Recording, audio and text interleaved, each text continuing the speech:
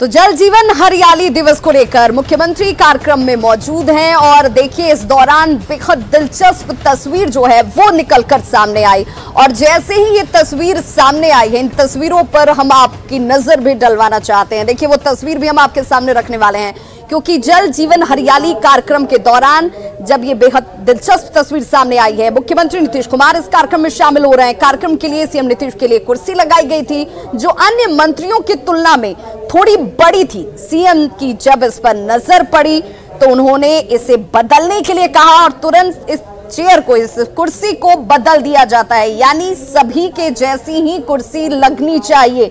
ये सीधे तौर पर मुख्यमंत्री नीतीश कुमार ने कहा। उन्होंने अपनी कुर्सी बदलवा दी और छोटी कुर्सी पर बैठते हुए नजर आए। हम आपको दो तस्वीरें दिखा रहे हैं। पहली तस्वीर सीएम के कार्यक्रम में पहुंचने के तुरंत बाद की है जब वो बड़ी कुर्सी पर बैठे थे, लेकिन जब उनकी इस बात पर नजर पड़ी, जब उन्हें ये बात समझ में आई कि जिस कुर्सी पर वो बैठे हुए हैं वो बाकी दूसरे मंत्रियों की कुर्सी से ऊंची और बड़ी रखी गई है, उन्होंने फौरन इसे बदलवाया, हटवाया और सभी के जैसी समान कुर्सी ही यहां पर लगाई जाती है और उसके बाद मुख्यमंत्री इस कुर्सी पर बैठते हुए नजर आए।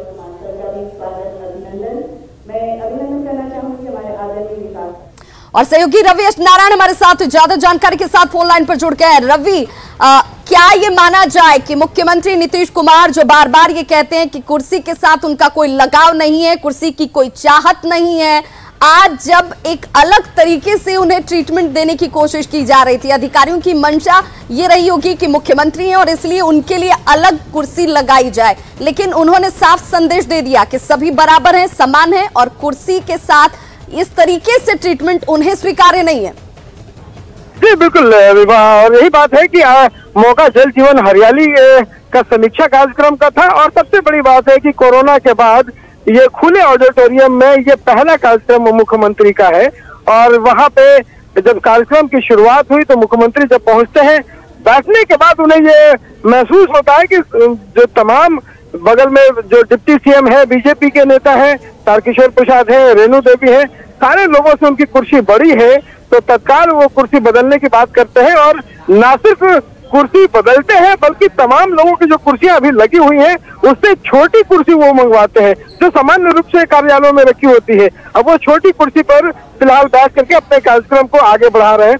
तो उन्होंने साफ रूप से यह संकेत दिया है कि कुर्सी जो है जिसकी बात वो लगातार करते रहते हैं उसके लिए महत्वपूर्ण नहीं है, वो लगातार काम करना जानते हैं और ये शालीनता का परिचय आज उन्होंने नीतीश कुमार ने आज फिर दिया है। बिल्कुल, नीतीश कुमार जो इसके लिए हमेशा से जाने जाते हैं। बहुत बहुत शुक्रिया रवि नारायण तमाम जानकारी के लिए। तो देखिए एक बार फिर से नीतीश कुमार ने यही साबित किया, यही जाहिर किया और एक मैसेज भी दिया कि इस वक्त जो काम हमेशा से उनकी प्राथमिकता में रहा है उसी काम के आधार पर लोगों का चयन भी होता है और आज जब वो अपने मंत्रियों के साथ मौजूद थे तो बराबर कुर्सी ही, एक जैसी कुर्सी ही सभी के लिए लगनी चाहिए।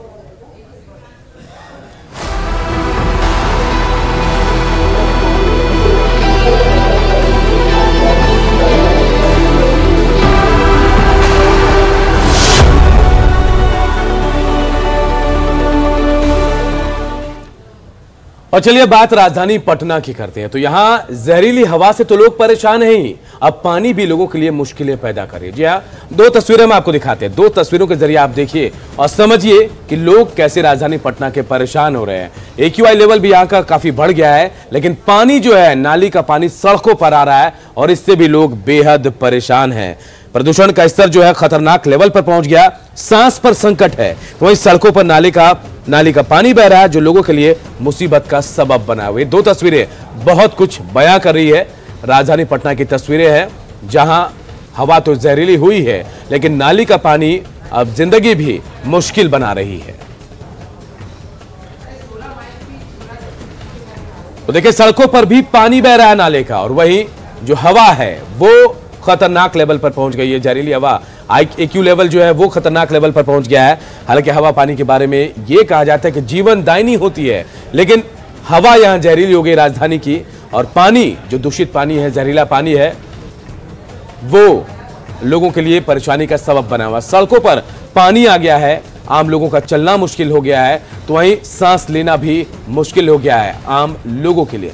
बेहद परेशानी वाली ये तस्वीरें आई हैं और हैरान भी करें कि राजधानी पटना की तस्वीरें बहुत कुछ बयां कर रही हैं। और देखिए इसीलिए हम कह रहे हैं कि ठंड जैसे बढ़ी है, ठंड बढ़ने के साथ प्रदूषण का बढ़ना लोगों के लिए परेशानी का सबब बन गया है और इस परेशानी ने कितनी मुसीबत खड़ी कर दी है वो हम आपको दिखा रहे हैं। AQ लेवल जो है वो 407 तक पहुंच गया है, यानी आप समझ सकते हैं, अंदाजा लगा सकते हैं कि जो एक निर्धारित मानक है उस मानक से ये AQI लेवल जो है वो कितना ज्यादा बढ़ा हुआ। और इस वक्त देखिए ग्राफिक्स चार्ट के जरिए हम आपको दिखा रहे हैं 0 से लेकर 50 तक बहुत अच्छा माना जाता है, अच्छे की श्रेणी में 50 से 100% दिखाई जाती है, हल्की प्रदूषण का असर जो है वो 100 से 150 बताया गया है, सामान्य से ज्यादा 150 से 200। देखिए यहां से ये रेड लेवल जहां से शुरू हो रहा है, ग्राफिक्स के जरिए से समझने की कोशिश कीजिए, ये स्थिति को विस्फोटक दिखा रहा है, यानी कि खतरनाक स्थिति पर बहुत ज्यादा की श्रेणी 200 से पार हो जाती है और खतरनाक लेवल 300 के पार। और इस वक्त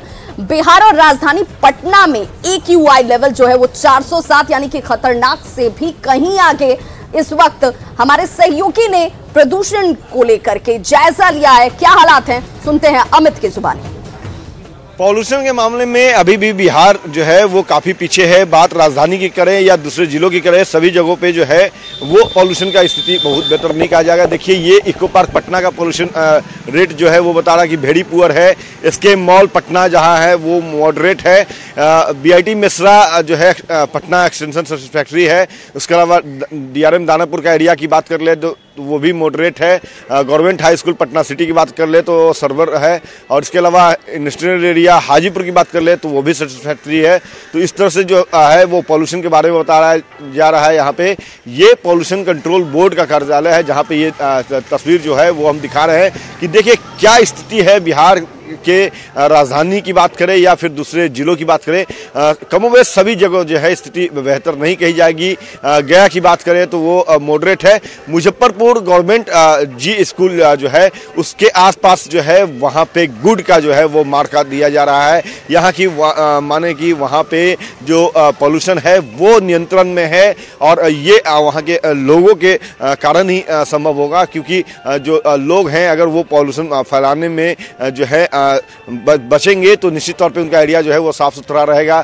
ये देखिए ये कलेक्ट्रेट मुजफ्फरपुर जो है वो वेरी पुअर है, यानी कि वहाँ सबसे अधिक गंदगी है। तो इस तरह से ये तस्वीर जो है वो अपने आप में बताने को काफ़ी है कि बिहार जब रेटिंग आता है पॉल्यूशन को लेकर के तो आखिर क्यों पीछे होता है। पटना जो है वो गंदे शहरों में क्यों काउंट किया जाता है। दूसरे शहरों की बात कर ली जाए, मुजफ्फरपुर भागलपुर की बात कर ली जाए तो वो भी कमोबेश जो है वो गंदे शहरों में ही उसका काउंट होता है। तो ये तस्वीर जो है वो दुखद है। हम निश्चित तौर पे लगातार जो है वो पॉल्यूशन कंट्रोल बोर्ड जो है वो लोगों से अपील करता रहा है कि आप जो है वो गंदगी ना फैलाएं, आसपास जो है साफ सुथरा रखें ताकि आपका शहर जो है वो साफ रहे और बीमारियों से बचा जा सके। और सबसे बड़ी बात कि लगातार कोविड काल के दौरान जो है वो निगम जो है वो लगातार प्रचार प्रसार करता रहा, अभी भी कर रहा है कि आप अपने आसपास के इलाकों को साफ रखें। खैर अब देखना होगा कि इस तस्वीर को देखने के बाद, इस दुखद तस्वीर को देखने के बाद क्या लोग अवेयर होते हैं या स्थिति ऐसी ही बनी रहती है। कैमरा पर्सन गुड्डू के साथ अमित कुमार, न्यूज़ 18 पटना। तो इसीलिए इन खबरों को देखकर और इन आंकड़ों को देखकर आपको सचेत हो जाने की जरूरत है। हालांकि बिहार सरकार ने इसी को ध्यान में रखते हुए CNG गाड़ियों की शुरुआत की बात कही है, लेकिन कब तक ये तब्दीली हो पाती है, कब तक ये सुधार हो पाता है, ये देखना महत्वपूर्ण होगा। और चलिए आगे बढ़ते हैं और बात उस सड़क की करते हैं जो कहने के लिए सड़क तो है लेकिन ये किसी नाले से भी कम नहीं है। जी हाँ, हम उस सड़क की बात करें जो पटना से फुलवारी शरीफ और यहां से एम्स होकर जाती है, लेकिन ये सड़क ऐसी कि ये पानी से लबालब भरी है, ये किसी नाले से कम नहीं है। और ये नाला ऐसा कि आने जाने वाले लोगों को काफी परेशानियों का सामना करना पड़ता है। हमारे सहयोगी अमित कुमार की इस रिपोर्ट को देखिए और समझिए कि क्या कुछ हालात इस वक्त राजधानी पटना की है, जहां सड़क कम, सड़कें जो है वो नाला ज्यादा लग रहा है। बिहार की सड़कें जो है वो बेहतर है, ये दावा जो है अमूमन जो है लगातार शासन प्रशासन की तरफ से किया जाता रहा है। लेकिन हम आपको दिखाना चाहेंगे, ये देखिए ये फुलवारी से एम्स जाने वाली जो सड़क है, यहाँ स्थिति क्या है। नाले जो का पानी जो है वो सड़क पे आ गया है या सड़क जो है वो नाले में तब्दील हो गया है, ये कहना जो है वो यहाँ मुश्किल भरा है। और सबसे बड़ी बात है कि ये काफ़ी जो है सघन इलाका है। लगातार जो लोग हैं, बड़े अधिकारी हैं, वो एम्स आते हैं और ये स्थिति जो है इस पर किसी की नज़र नहीं जा रही, ये भी कहना जो है यहाँ बेमानी होगा, क्योंकि लगातार जो है खुली नज़रों से ये तस्वीर जो है वो शासन प्रशासन में बैठे लोग जो है वो देख रहे हैं। लेकिन अगर बात कर ली जाए कार्रवाई की, तो ना तो ही प्रशासनिक अमले के लोग जो है उनका ध्यान इस तरफ आया है और ना ही नगर निगम का जो है, नगर परिषद का जो है वो कर्मचारी अधिकारी जो हैं उनकी ध्यान इस तरफ आई है। तो कहीं ना कहीं कह सकते हैं कि ये जो तस्वीर है वो दुखद तस्वीर है और ये राज्य सरकार के जो उस दावे को भी का पोल खोलता है, जिसमें ये कहा जा रहा है कि बिहार में जो है वो सड़कें जो है वो बेहतर हुई है, नालों का निर्माण हुआ है, साफ सफाई पर लगातार काम हो रहा है, लेकिन हालात क्या है वो आपके सामने है। कैमरा पर्सन गुड्डू के साथ अमित कुमार, न्यूज़ 18 पटना। तो देखिए, ये वो सड़क थी जिसके बारे में कहा जा रहा था कि इसे दुरुस्त किया जा रहा है और बेहतर सड़क बनेगी, लेकिन इसे देखकर ऐसे लगा नहीं कि ये सड़क अभी दुरुस्त हुई है। हालांकि लोगों की परेशानी ज्यादा बढ़ गई। विवाह लगातार पटना की सड़कों को दुरुस्त करने की बात सरकार कर रही है, लेकिन कुछ और तस्वीरें आ रही हैं। और चलिए अब आपको लिए चलते हैं गोपालगंज। गोपालगंज क्यों ले जा रहे हैं ये भी हम आपको बताते चले। देखिए, मुख्यमंत्री का ड्रीम प्रोजेक्ट है नल जल योजना, और इस नल जल योजना की हकीकत कई बार, कई वाकयों पर, कई मौकों पर निकलकर सामने आई है। भ्रष्टाचार की टंकी कैसे चंद पल में धराशायी हो जाती है और लोग इस पर सवाल उठाने लगते हैं। इस रिपोर्ट के जरिए देखिए।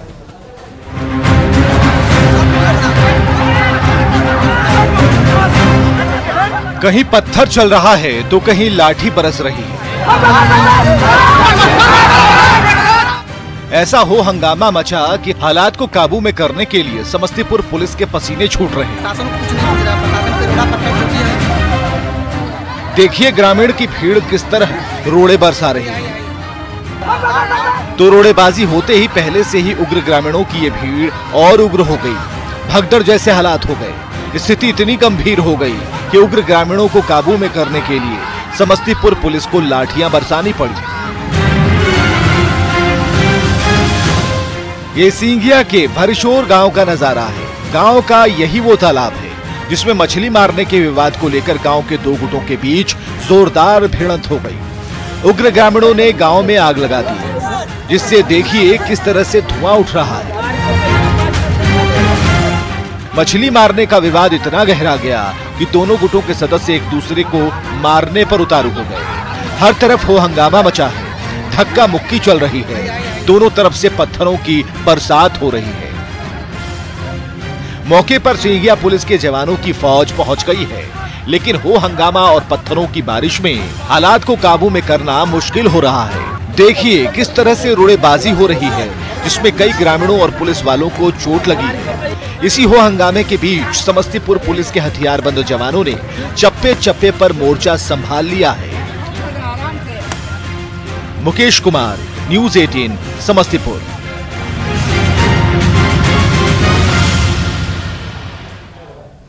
तो देखिए, ये रिपोर्ट हमने आपको समस्तीपुर की दिखाई, और इस रिपोर्ट को दिखाने के पीछे जो सीधा साफ मकसद था कि देखिए कैसे मछली मारने के विवाद में इतना ज्यादा हो हंगामा होता है कि लाठीचार्ज करनी पड़ती है, एक दूसरे पर हाथापाई की गई, पुलिस वाले भी चोटिल हो जाते हैं, और सिर्फ एक छोटे विवाद ने इस तरीके का रूप धारण कर लिया। और चलिए अगली खबर का रुख करते हैं, और खबर जेडीयू विधायक गोपाल मंडल से जुड़ी हुई।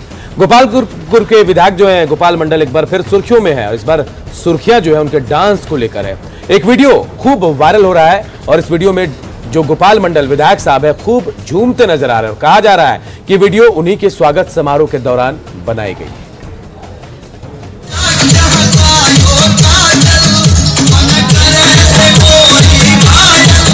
रंग बिरंगी लाइट की चकाचौंध है, गीत संगीत की महफिल सजी है, और मंच पर एक के बाद एक बारबालाएं अवतरित हो रही हैं। ये नजारा है गोपालपुर के जेडीयू विधायक गोपाल मंडल की जीत पर इस्माइलपुर के मध्य विद्यालय में आयोजित स्वागत समारोह का, जहां हरियाणवी सिंगर सपना चौधरी के गाने बज रहे हैं, तो दिल्ली, मुंबई और कोलकाता से खास तौर पर बुलाई गई बारबालाओं के ठुमकों का दौर चल रहा है।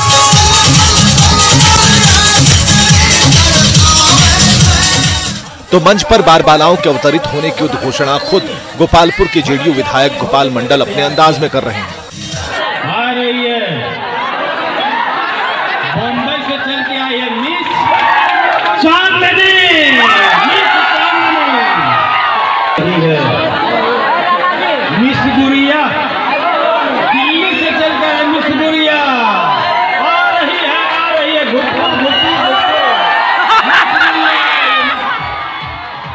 तो जेडीयू विधायक के स्वागत समारोह के मंच पर एक के बाद एक अवतरित हो रही बारबालाएं जलवे दिखा रही हैं, ठुमके लगा रही हैं और उस ठुमके पर गोपालपुर की पब्लिक सीटी बजा रही है।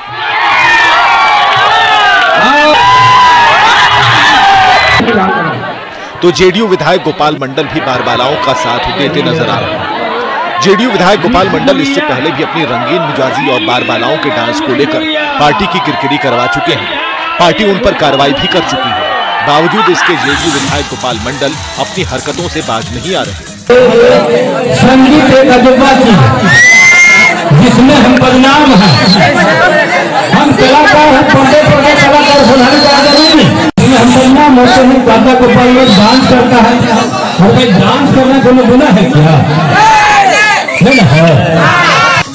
तो गोपालपुर के जेडीयू विधायक गोपाल मंडल अपने ही स्वागत समारोह में एक बार फिर बारबालाओं के साथ ठुमके लगाते देखे जा रहे हैं। तो उनका ये वीडियो सोशल मीडिया पर तेजी से वायरल है। न्यूज़ 18 भागलपुर। और देखिए, ये वही गोपाल मंडल है, वही विधायक है जिनका नाम कई बार विवादों में आया, चाहे जमीन हथियाने की बात हो, गेस्ट हाउस पर कब्जे की बात हो या फिर विवादित बयान की। और एक ताजा बयान भी आज सामने आया है जिसके बाद ये कहा जा रहा है कि जेडीयू और बीजेपी के रिश्तों में तल्खी भी आ सकती है। और चलिए अब आपको पूर्ण शराबबंदी वाले राज्य बिहार के बाढ़ लिए चलते हैं, जिस बाढ़ में आपको पूर्ण शराबबंदी के बावजूद शराब को बेचने और उसकी तस्करी को लेकर नायाब तरीकों का इस्तेमाल किया जाता हुआ। और इसी दौरान बाढ़ थाना पुलिस को जैसे ही जानकारी मिली, गुप्त सूचना के आधार पर कार्रवाई करने के लिए वो पहुंची, जहां पर 62 कार्टन विदेशी शराब तहखाना बनाकर छिपाई गई थी।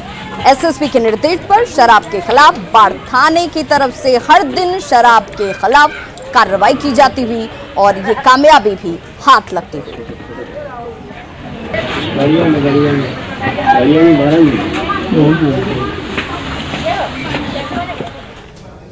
तो देखिए, पुलिस के लिए भी एक चुनौती है ऐसे तस्करों पर, शराब माफियाओं पर नकेल कसने की, क्योंकि हर रोज एक नया तरीका इजाद किया जाता हुआ और शराब के धंधे को बरकरार रखने की कोशिश की जाती हुई। और चलिए अब दूसरी खबर की बात करते हैं और बात एक युवा वैज्ञानिक की। जी हाँ, अंकित, सासाराम के अंकित गुप्ता का चयन इसरो में हुआ है और सासाराम का ही नहीं, बिहार का और पूरे देश का नाम अंकित ने रोशन किया। 22 साल के इस युवा की उपलब्धि से पूरा प्रदेश गौरवान्वित है। इसरो में इनका चयन हुआ है। विक्रम साराभाई अंतरिक्ष केंद्र में तिरुवनंतपुरम में अंतरिक्ष वैज्ञानिक के रूप में। अंकित के सर से पिता का साया तभी उठ गया था जब वो मात्र 10 साल के थे। पिता की मौत के बाद वो अपने नाना के घर गोरखपुर में रहकर 12वीं तक की उन्होंने पढ़ाई पूरी की और फिर वहीं से उन्होंने अपने सपनों को उड़ान दिया। 1 साल की कठिन तैयारी के बाद अंकित का चयन जेईई मेंस में हुआ। जेईई की पढ़ाई पूरी करने के बाद अंकित का नामांकन Indian institute of space science and technology Trivandrum में हो गया। यहां से पढ़ाई पूरी करने के बाद ही अंकित इस मुकाम तक पहुंचे हैं।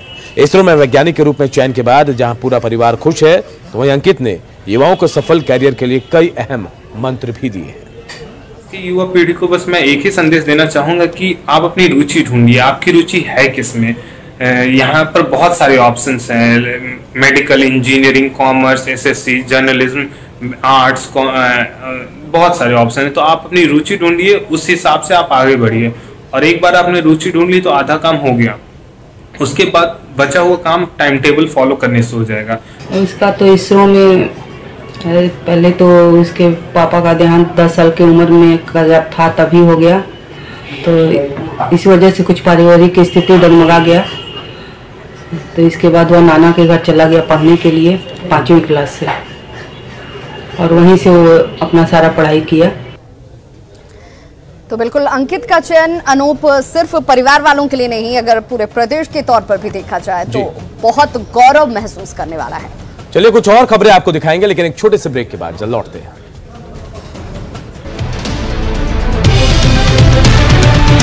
अब आपको लिए चलते हैं घाटशिला के धालभूमगढ़। धालभूमगढ़ क्यों लिए चल रहे हैं, तस्वीर को देखकर आपको साफ समझ में आ जाएगा। जो तस्वीर अभी हम आपको दिखाने जा रहे हैं वो एयरपोर्ट की तस्वीर होगी, लेकिन पहले उन तस्वीरों को आप देखिए, क्योंकि इन तस्वीरों को देखने के साथ आपके मन में भी सवाल उठेंगे कि आखिर ये एयरपोर्ट कैसे हो सकता है, क्योंकि जहां पर विमानों को लैंड करना या टेक ऑफ करना होता है वहां पर धान सुखाई जा रही है। आपको मवेशी चलते हुए नजर आ जाएंगे, धान के बोझे नजर आ जाएंगे। देखिए ये एक्सक्लूसिव तस्वीरें आपके टीवी स्क्रीन पर। रनवे पर उड़ान नहीं बल्कि धान सूखता है। 2 साल पहले इसका शिलान्यास जरूर किया गया था। लोगों को ये उम्मीद दी गई थी कि यहां से विमान सेवा की शुरुआत होगी और शायद विकास की रफ्तार यहां पर साफ नजर आएगी। लेकिन देखिए 2 साल के बाद भी स्थिति जस की तस है। रनवे पर धान सुखाया जा रहा है। आवाजाही करते लोगों की कतारें भी आपको नजर आ जाएंगी और अब लोग पूछ रहे हैं कि आखिर कब तक ये शुरू हो पाएगा। हाँ, घर में जगह नहीं है इसीलिए यहाँ सुखाने के लाया है। तो यहाँ पर जल्दी सूख जाता है इसीलिए लाया है। नहीं, धान सुखा के हम लोग नहीं बेचते हैं इसको, मतलब धान सुखा के फिर मशीन में पिसाते हैं, फिर वही सब खाते हैं। जिस समय शिलान्यास हुआ यहाँ के लोगों में काफ़ी मतलब उत्साह था कि आगे चलकर कुछ अच्छा होने वाला है, यहाँ रोजगार सृजन होगा, यहाँ तक कि गरीबों को रोजगार मिलेगा, उनको बाहर जाने पलायन करने की ज़रूरत नहीं पड़ेगी। ठीक है, इसके बाबत क्या होगा कि यहाँ पर और भी बिजनेस जितने भी वगैरह है वो और बेहतर हो सकते थे। अगर एयरपोर्ट जाना होगा तो या तो कोलकाता जाना होगा या तो रांची जाना होगा, उसी में बहुत ये होता है। तो अगर यहाँ बन जाता है तो वही बहुत अच्छा सुविधा होता है। तो इस हाल के पीछे की एक बड़ी वजह यह है कि वन और पर्यावरण विभाग की तरफ से एनओसी नहीं मिल सकी और इसीलिए हालात ऐसे हैं कि लोगों को अब भी इंतजार ही करना पड़ रहा है। अगली खबर जमशेदपुर से। जमशेदपुर में वित्तीय गड़बड़ी के मामले सामने आ रहे हैं। एक फाइनेंस कंपनी है जिसके ऊपर गड़बड़ी करने का आरोप लगाया है। बताया जा रहा है कि पैसे डबल करने के नाम पर करोड़ों रुपए का उन्होंने पहले इन्वेस्ट कराया आम लोगों से, उसके बाद उन्हें चूना लगाया जा रहा है। मियाद जब पूरी हुई तो आम लोग अपना पैसा लेने पहुंचे, लेकिन उनके साथ दुर्व्यवहार किया जा रहा है। ग्राहकों के मुताबिक विशाखापट्टनम के welfare building and estates private limited company ने जमशेदपुर की बिष्टुपुर शाखा के माध्यम से स्थानीय निवेशकों से पैसे जमा कराए थे, लेकिन जब पैसे वापस देने की बारी आई तो कंपनी इनकार कर रही है। पूरे मामले में कंपनी के खिलाफ बिष्टुपुर थाने में एफआईआर दर्ज कराई गई है। स्थानीय बीजेपी नेता विकास सिंह ने कार्रवाई नहीं होने पर आंदोलन की चेतावनी भी दी है।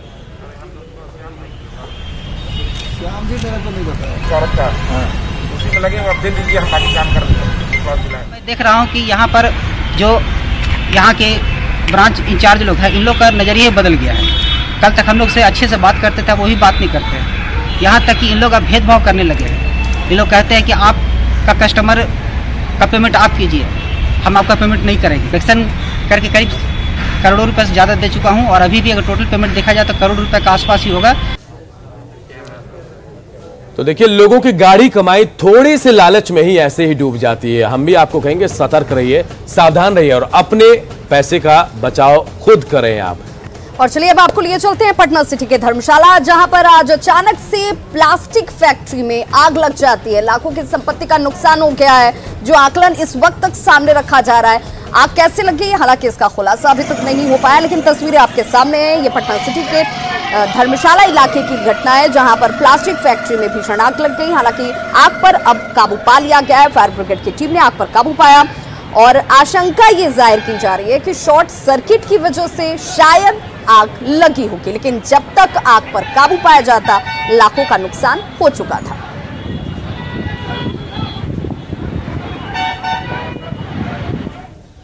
तो देखिए, इस तरह की घटनाओं के बाद एक बार फिर से सवाल यही उठता है कि लापरवाही या फिर जानबूझकर आग क्यों लगी, अब तक साफ नहीं हो पाया है।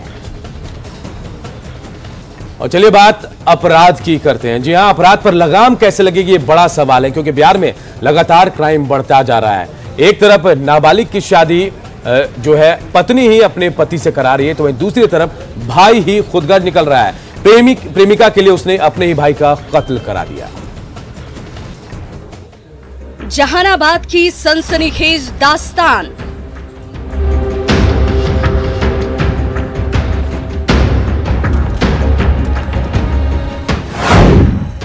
दोस्त ने ही ली दोस्त की जान।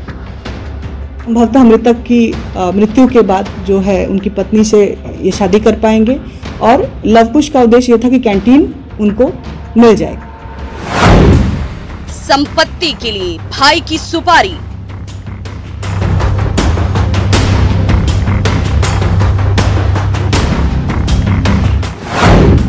दोस्त की बीवी दोस्त को थी प्यारी। आनंद पासवान करके एक व्यक्ति हैं जो कि मृतक के मित्र हुआ करते थे और उनके साथ पारिवारिक संबंध भी था और उसी क्रम में इनके घर में आना जाना भी रहता था और इस क्रम में ही उनकी मृतक की पत्नी के साथ उनका संबंध विकसित हुआ था। फतुहा में भरोसे का हुआ कत्ल, पहचान वाले से भी खतरा हर पल, अपने बने हैरान लाचार इंसान।